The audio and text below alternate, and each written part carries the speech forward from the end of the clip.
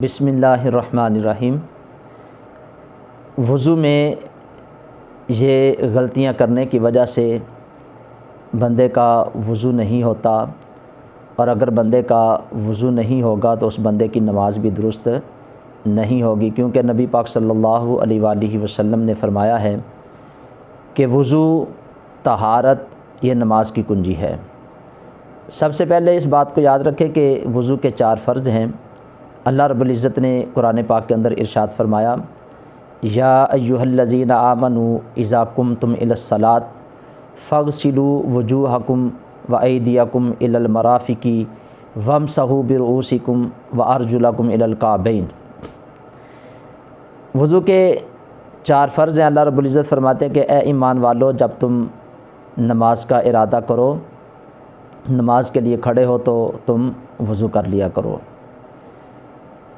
اب وضو کے اندر جو غلطیاں لوگ کرتے ہیں ان کے حوالے سے بات میں کرتا ہوں، کیونکہ سردیوں کا موسم ہے، تو جب ہم وضو کرتے ہیں تو اکثر ساتھی جب ہاتھ دھوتے ہیں تو ہاتھوں کا حکم ہے کہ کونیوں تک دھونا، تو اکثر ساتھی اپنا کپڑا اوپر چڑھاتے ہیں تو کونیوں تک صرف اس کو اوپر کرتے ہیں، تو جب اتنا کپڑا ہم اوپر کریں گے تو اس کی وجہ سے ہماری کونی جو ہے وہ وہاں تک پانی نہیں پہنچے گا۔ تو ہمیں چاہیے کہ کپڑے کو جتنا اوپر ہو سکتا ہے اوپر کریں، اور صحیح طریقے سے پورے ہاتھ پہ ہم پانی ڈالیں، کونیوں تک پانی ڈالیں۔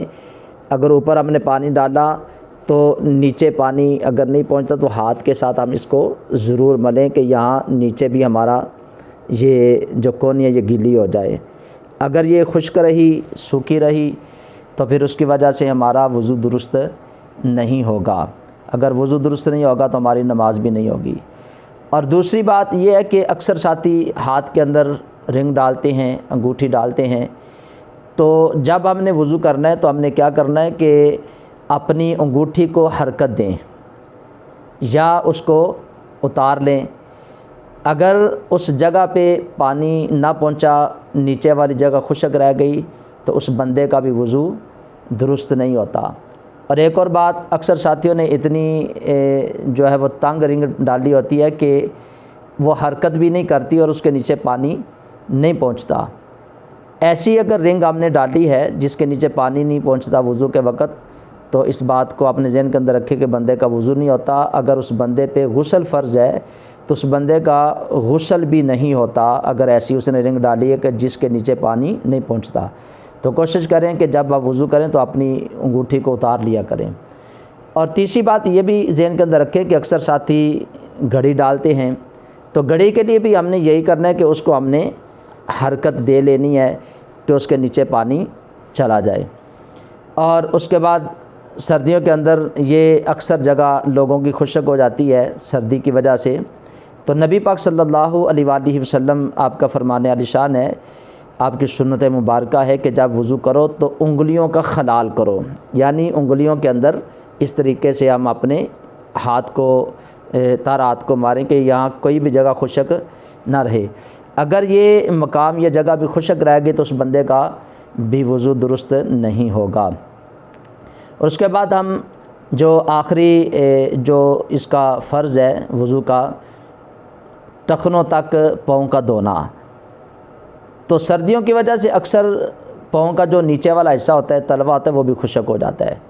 تو جب ہم پانی ڈالیں تو اچھے طریقے سے پانی ڈال کے اس کے نیچے بھی ہم ہاتھ جو ہے وہ پھیر لیں، اس کے نیچے ہاتھ ماریں، اور ٹخنوں تک جو ہے نا اپنے پاؤں کو بھی دھو لیں۔ اور اکثر ساتھیوں کے پیچھے سے ایڑیوں سے پاؤں خشک رہتے ہیں، تو اس وجہ سے ان کا وضو نہیں ہوتا۔ اگر بندے کا وضو نہیں ہوگا تو اس بندے کی نماز بھی درست نہیں ہوگی۔ تو یہ چند ایک باتیں تھیں، یہ چند ایک جو مشاہدے کے اندر چیزیں آنے والی تھی جو دیکھنے میں آتی ہیں، تو وہ میں نے آپ کے سامنے ان کو بیان کر دیا ہے۔ مجھے امید ہے کہ آپ کو میری بات کی سمجھ آ گئی ہوگی۔ تو اللہ تعالیٰ کی بارگاہ میں دعا ہے، اللہ تعالیٰ ہم سب کو صحیح طریقے سے نماز کے اور وضو کے جو مسائل ہیں ان کو سیکھنے کی اللہ توفیق عطا فرمائے، اور جو ہم سیکھتے ہیں تو ان پہ اللہ تعالیٰ ہم سب کو عمل کرنے کی بھی توفیق عطا فرمائے۔ اللہ تعالیٰ ہم سب کا حامی و ناصر ہو۔ السلام علیکم ورحمۃ اللہ وبرکاتہ۔